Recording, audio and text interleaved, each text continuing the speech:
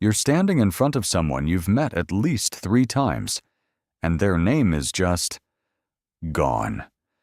Not at the tip of your tongue, not hovering somewhere nearby. Completely, cleanly absent. Like it was never stored anywhere in the first place. Why does your brain do this? And what does it say about you? Here's the answer. It says something most people get completely wrong. Stay with me. And the worst part isn't even the forgetting. It's the next 12 seconds of pure improvised theater you perform afterwards, subtly angling your body, desperately hoping someone else in the room says their name first, or that their phone rings, or that the building catches fire. You know what I'm talking about. But here's what nobody tells you. The people who do this most frequently, who chronically, consistently forget names, are not careless. They're not rude. And they're almost certainly not as unintelligent as they've been silently led to believe. There's actually something very specific happening in their brains, and once you understand it, you'll never feel guilty about it the same way again.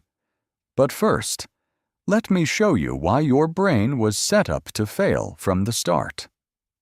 When you meet someone new, your brain is doing an enormous amount of work simultaneously. Reading their face, registering their tone, figuring out context, calculating where you stand socially, whether this person likes you, whether you even like them, what you're supposed to say next. Your working memory, the short-term holding space in your prefrontal cortex, is essentially juggling 6 things at once. And into that exact moment of cognitive chaos, someone hands you a single arbitrary sound. Their name. Hi, I'm Kevin. Kevin. Okay. Kevin doesn't mean anything. It doesn't connect to anything you already know. It doesn't trigger a concept, an image, a feeling, or an association. It just sits there, isolated, in a brain that is frankly too busy to babysit it. And psychologists actually proved why this happens. In 1987, researchers McWeeny and Ellis published a study demonstrating what's now called the Baker-Baker paradox. They told one group that a person in a photo was a baker, by profession. They told a separate group that the same person's surname was Baker. Same word. Days later, the people who learned the occupation remembered it far more easily. Why? Because the word baker as a job activates a whole web of connections. Flour, bread, early mornings, warmth. As a name, it activates nothing. It floats there, rootless. Names, by their very nature, are semantically empty. And your brain, efficient machine that it is, preferentially holds on to things that mean something. Let me put it this way. Think about the last funeral you attended. You probably remember the smell of the flowers, the specific quality of silence in the room. Who ended up crying the most? A sentence someone said that resonated deep in your chest. You do not remember what was printed on the order of service, because your brain made a decision, without consulting you, about what mattered. And it was not the printed text. It was never the printed text. Names are the order of service. Everything else about a person, their energy, their laugh, the way they made you feel, that's the funeral. Your brain chose, and it chose correctly. It just didn't choose what society rewards. A significant portion of chronic name forgetters are people who are extremely in their own heads during social interactions, not in an arrogant way, in an anxious one. While the other person is introducing themselves, these people are internally narrating. Am I making enough eye contact? Is this handshake too firm? Did I just interrupt them? Do I look weird right now? The name enters briefly, and then the internal monologue bulldozes straight over it. This is actually documented. There's a phenomenon called the next-in-line effect, first identified in 1973 by psychologist Malcolm Brenner.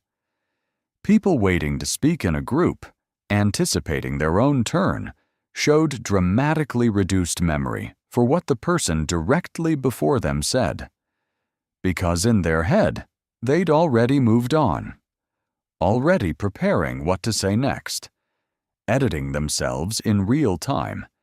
And people who live with social anxiety, or even just a hyperactive self-awareness, are essentially stuck in that mode permanently.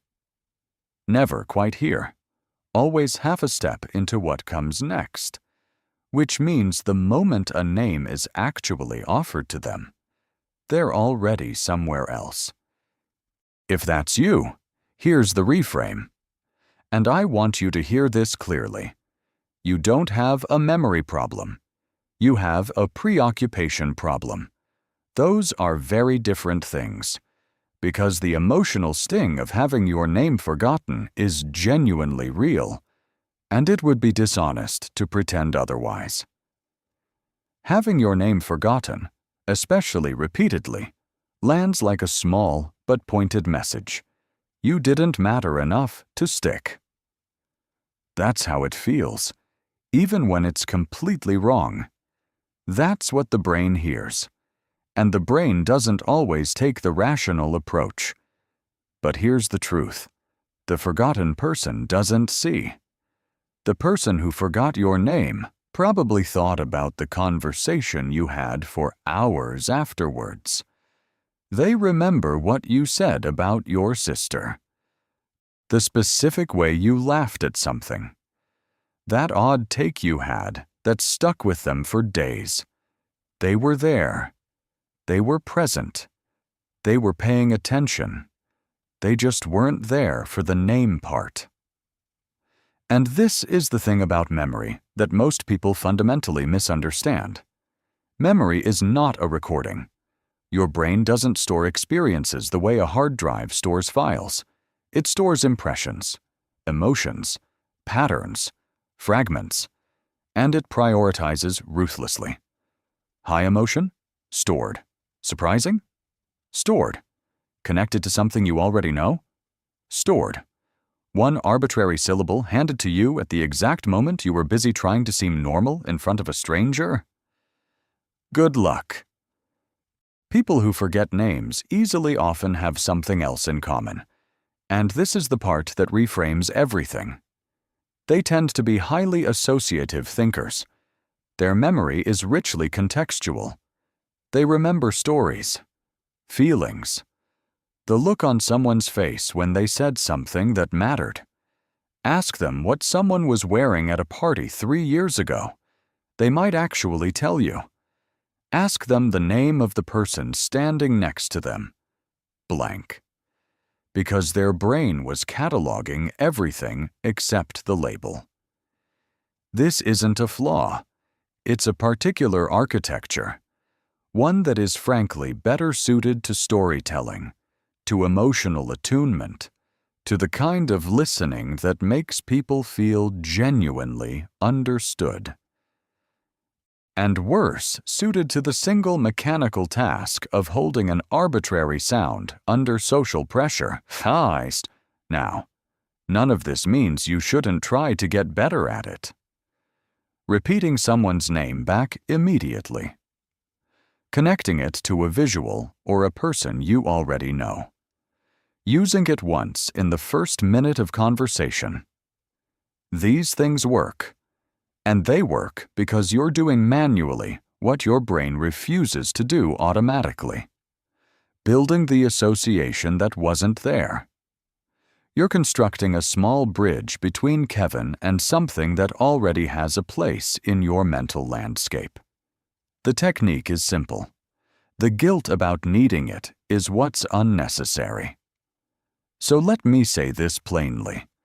because a lot of people carry this quietly without ever examining whether it's actually true. The shame spiral. The low-grade belief that forgetting names makes you uncaring, that you move through the world without registering other people, that you're absent, dismissive. That part is wrong. You're someone whose brain prioritizes differently, gets hijacked by its own internal weather, and sometimes fails at the single least interesting thing about a human being, the arbitrary sound their parents assigned them before they'd done a single thing worth remembering. The name was always the least of it. What you remember about people, the real stuff, the texture of who they are, that part is still there. It's been there the whole time. If you just heard something about yourself that nobody ever explained to you before, that's what this channel does every week. Subscribe. And the next video explains something even more specific about how your brain works differently from the people around you, and why that might be the thing you've been undervaluing most. It's right there. Click it.